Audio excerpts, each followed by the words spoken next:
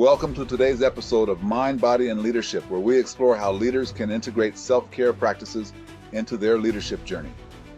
I'm your host, Glenn Daniels, and today we're diving into a topic that is both essential and often overlooked, incorporating self-care into your leadership skill set. As leaders, we often expend so much energy ensuring our teams thrive, solving problems and inspiring others. But here's the hard truth. Leadership starts with leading ourselves.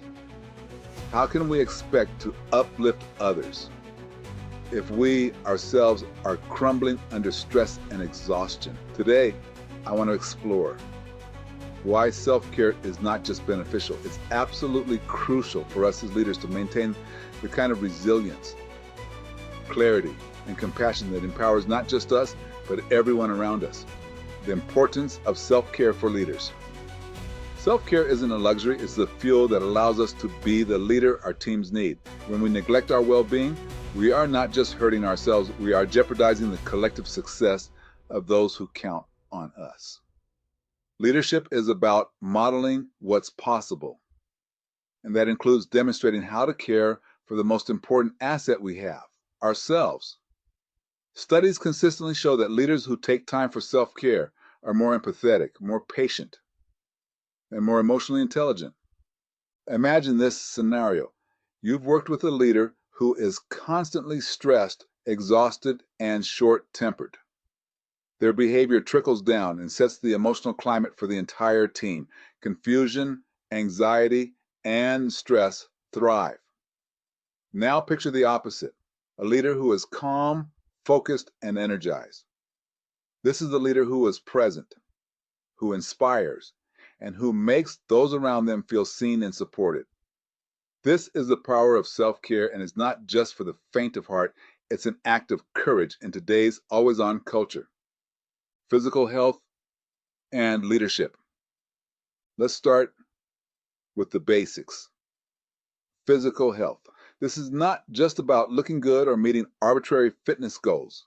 It's about survival, resilience, and building a foundation for success. Our bodies are the vessels that carry our vision forward. Imagine trying to steer a ship with broken sails.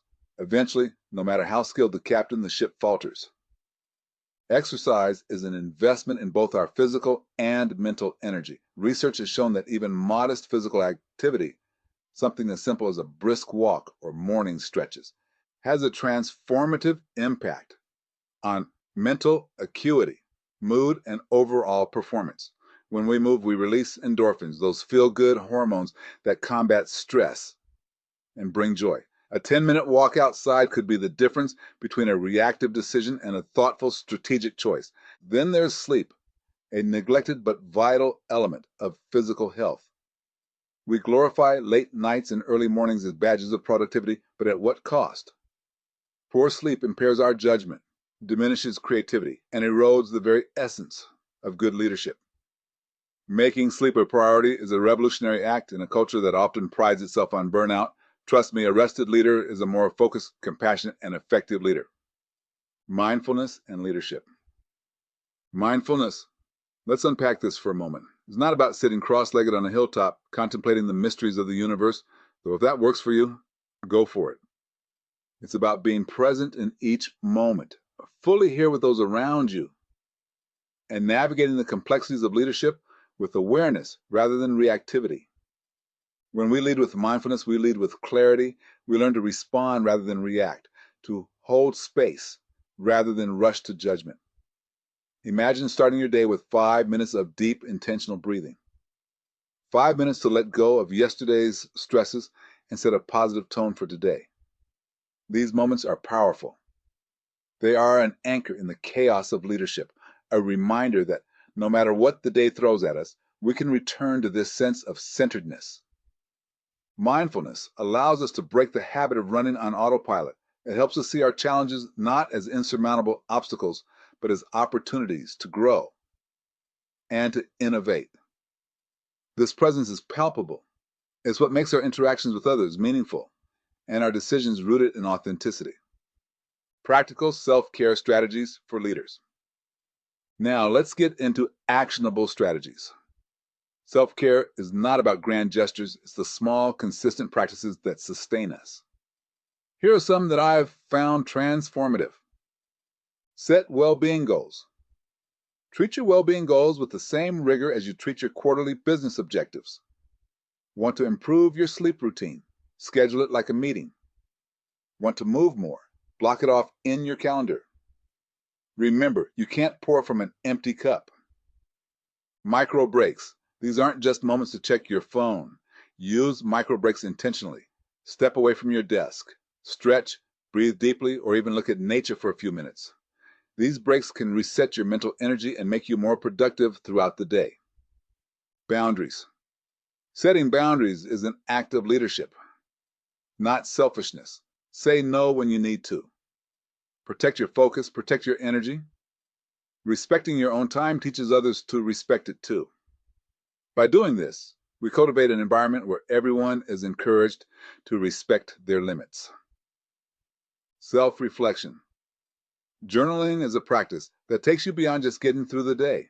It's a way to understand why you do what you do, to celebrate victories and acknowledge setbacks. And it brings meaning and introspection into our daily actions, allowing us to lead with more intentionality. Pursue joy outside of work. Don't underestimate the power of hobbies and interests outside of your professional world. It's not frivolous to spend time on what brings you joy. It's essential. Play that instrument, paint that picture, or tend to your garden. These activities feed your soul, and a nourished soul is a resilient one, leading by example. And now, the part that truly differentiates a good leader from a great one, leading by example. When you prioritize your own well-being, you give your team permission to do the same. You're not just talking about wellness, you're embodying it. You're showing your team that thriving is possible, that balance is not just a buzzword, but a lived value. Think about the message you send when you encourage your team to take time off, but you never step away. Actions speak louder than words. When your team sees you taking care of yourself, they understand that it's not only acceptable, but encouraged. This kind of culture shift creates more engaged, healthier, and more inspired employees. Self-care isn't a selfish act. It's the foundation of great leadership. When you lead with compassion for yourself, you can truly lead others with authenticity, strength, and presence.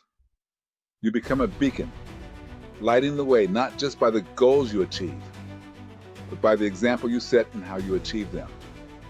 Thank you for joining me today on Mind, Body, and Leadership. I hope today's conversation has resonated with you and that you leave with practical ways to enhance your own well-being.